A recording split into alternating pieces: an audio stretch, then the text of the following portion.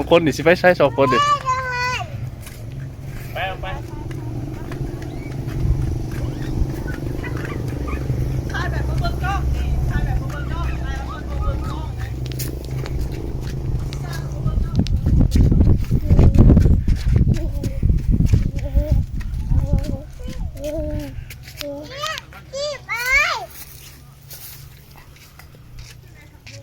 เอาเอ๊ะซาเอ๊ะ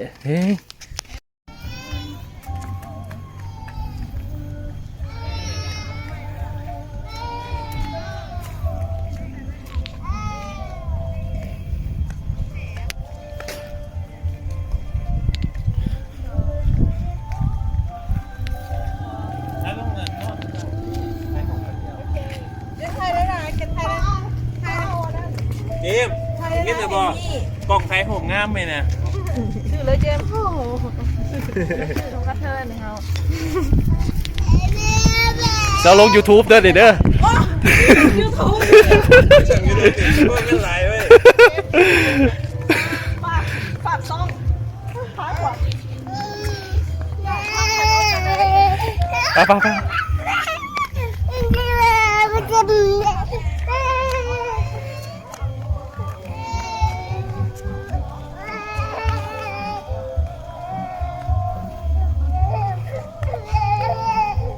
มีเอาลูกแน่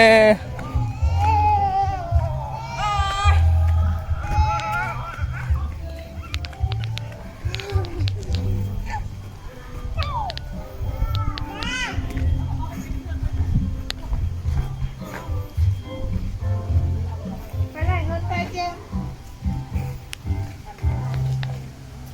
เก็บเบิ้งเครื่องเบิ้งของลูกเด้อเสือเสือเด้อ ไปดิ บ๊ายบายนะ ไปดิ บ๊ายบายดิบ๊ายบายดิบ๊ายบายขวัญนี่บ๊ายบายบ๊ายบายส่งข้าวขวัญบ๊ายบายฝากป้าขวัญป้าขวัญเอากระไนนี่เด้อ อีก10 ปีมาเบิกเด้อสิแชร์ให้ป้าหมีอ๋อ ท่านป้าเกลือยังออยู่ ว่าจะไม่ไปจ่ายเงินน้ำแอนนะ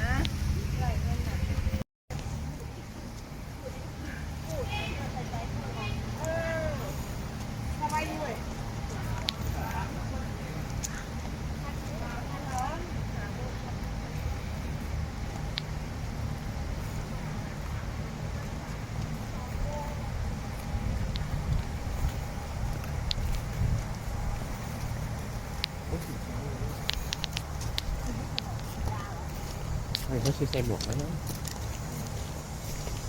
เจมกันให้เป็นวอล์กได้มาดิไปใส่อยู่ใส่ยังสินะ พ่อแม่สวีทเด้อมาเด้อผูกขู่เด้อ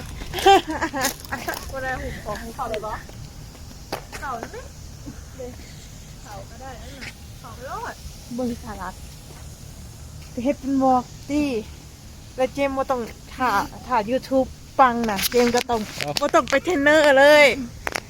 มื่อนี้เขาอยู่ใส่เจม ใส่วะจักเด้อบ้านนอกเขา ไม่ได้เข่า ส่วนผักอาโกอยู่ใส่อยู่เมืองใดแขวงใด เอายอม โอเค มันเป็นไก่เนาะต้องสัมภาษณ์ไก่นี่แหละ ส่วนผักอาโก เป็นยังคือกำเนิดขึ้นมาสวนจักอะไร เอาลูกนั่ง ถัด ผัดน้องถ่ายยังกระตือน เปิด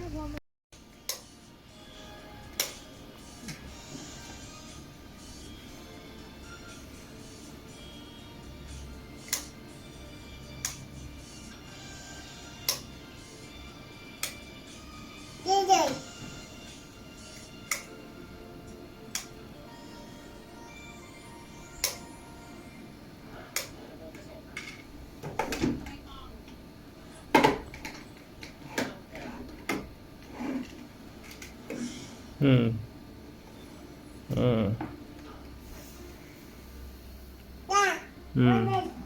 ตัวหาไผ่น่ะอ๋อ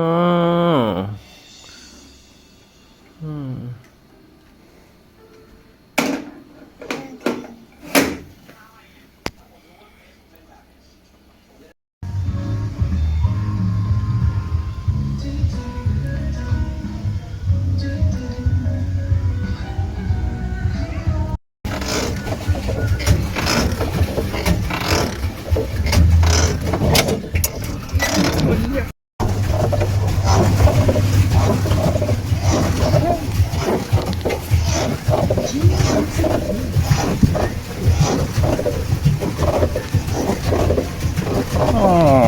ไปดิ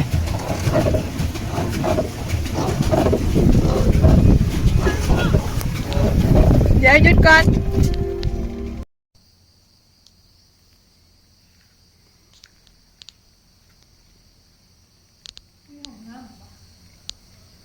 เจ้าโมงก็จะเปิดนี่นะ คนเขามาน่ะ อ๋อคุณสร้างเสียเสือ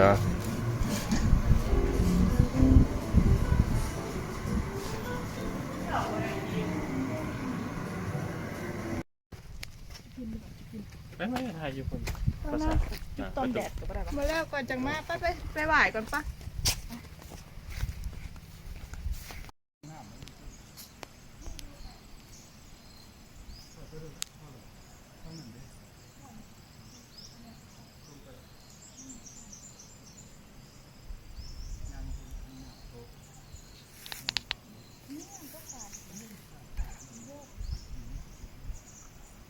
ตอนเปิดมาย่ำแรงมันบ่คนนี้ขึ้น